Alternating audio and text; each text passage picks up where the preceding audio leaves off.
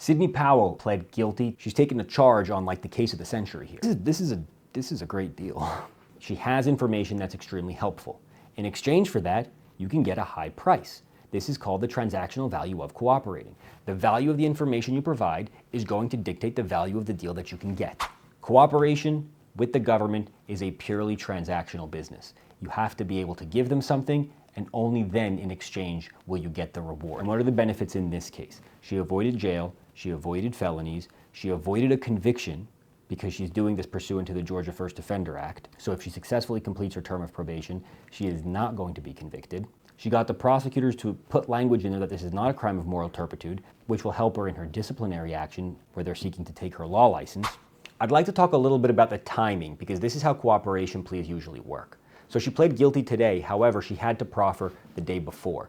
The reason she had to proffer first is because the prosecutors want to hear what you have to say before they agree to anything. Because if you can't provide any valuable information, then they're not interested in what you have to say, they can't use you, so they're not going to actually give you the benefit of that deal.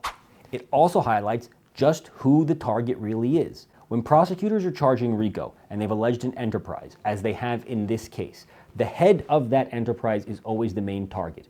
They will roll on everybody and they will pressure everybody and they will use both carrot and stick. It starts with the stick. So they indict everyone with the most aggressive charges, threaten them with jail.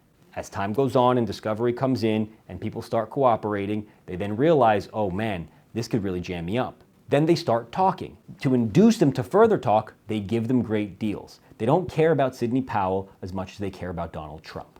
They will always go after the kingpin of an organization, which in this case they're alleging Donald Trump is.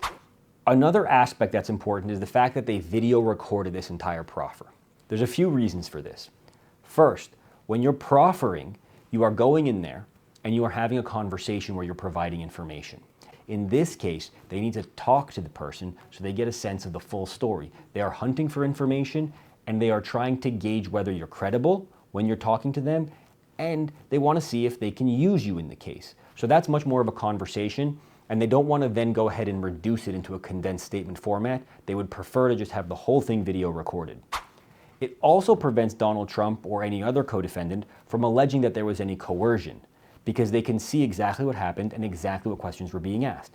You could also gauge their demeanor in that video. So you can test their truthfulness, and jurors can then later see whether that person is testifying truthfully. Finally, in this case, Donald Trump has already attacked the prosecutors, saying that they are unfair, that they're biased, and that they're not playing by the rules. You want to record the entirety of that statement so that you could nip any such allegations at trial in the bud. Another important fact about the process in this case, because she's on probation, and if she successfully completes that term of probation, she's not going to get any conviction. What this does is it gives the prosecutors leverage over Ms. Powell. If she were not to testify, or not testify truthfully or inconsistently, then the deal is essentially off. So the prosecutors retain that leverage. In most cooperation plea situations, you will go in, you will plead, but you won't be sentenced. They will keep that hanging over your head on purpose to ensure that you comply, and so they can punish you if you don't comply. They're not going to allow you to game the system, and the judge certainly won't allow that.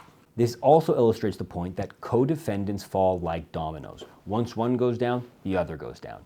So in this case, Scott Graham Hall pled guilty last month, saying that he was in a conspiracy with Sidney Powell to copy the Coffee County election data without authorization. He also agreed to testify.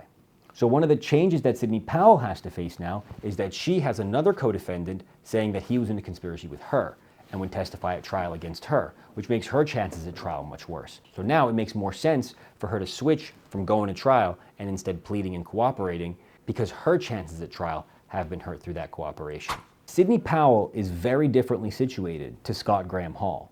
She was way more involved with Donald Trump and was on the inner circle. That means that she knows a lot of information that was said behind closed doors and will be able to testify to that information and to Donald Trump's statements.